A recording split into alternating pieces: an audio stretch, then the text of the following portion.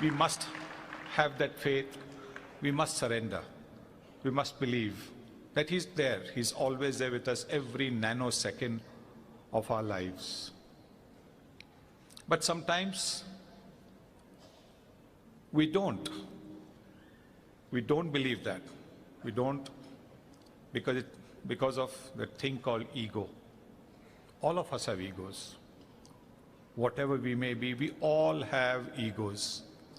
And it's surrendering the ego that is the first step towards Baghwan.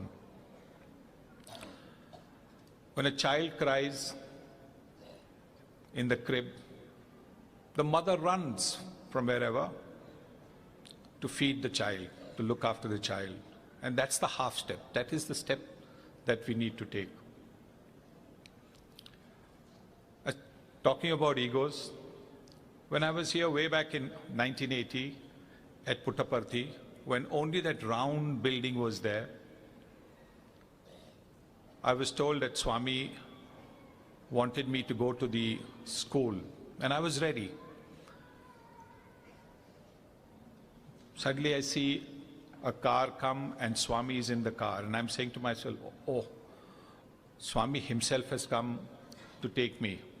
But again, it was just a little ego feeling at that stage. I was the captain of the Indian cricket team, and with the greatest of respects to all the dignitaries here and those who are maybe watching this, the greatest of respect to them.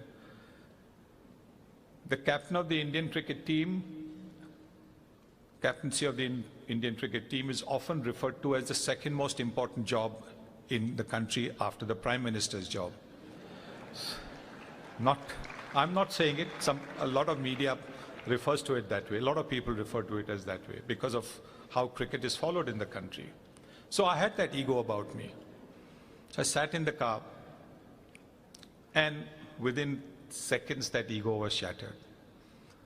There I am going towards the school, and there are devotees who are standing by the roadside, standing there in the ashram. Not one person is looking at me. Everybody is doing pranam to Swami. Not one person.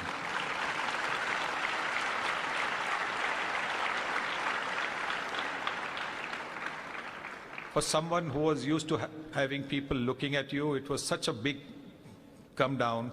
And I think Swami in his own way taught me that. He then took me to the school. And there was an assembly. The principal introduced me. Swami was sitting. I was sitting with him.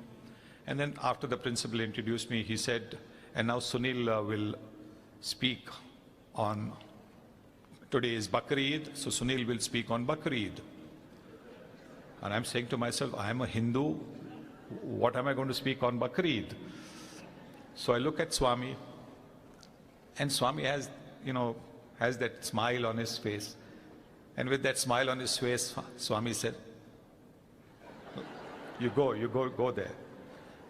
And I went there, and I don't know, 7, 8, 10 minutes that I spoke, and I still do not have a single recall of what I actually spoke that day.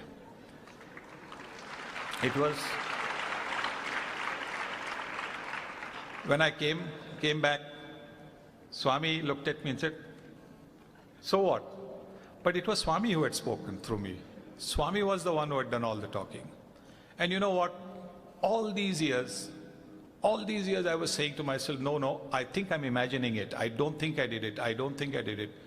Till about 4 or 5 years ago, after darshan at Puttaparthi, a young man came to me and he said, sir, we really enjoyed your speech on Bakrid when you had come to our school. That was the time I actually believed that I had, or Swami had through me, spoken about Bakrid.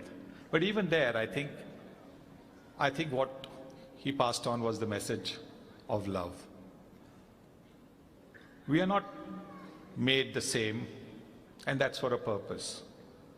Because if we were all made the same, then life would be boring. But Swami wants us to understand. Swami wants us to make the the adjustments, to live with people who are not necessarily always like us. And I think that is the biggest challenge that we face today. And that is where we have to surrender ourselves to Swami for his guidance. Because today the world is in a turmoil only because of forces pulling against each other. And we need to make the adjustments, we need to make the adaptations. We need to surrender our ego to be able to live peacefully with everybody else.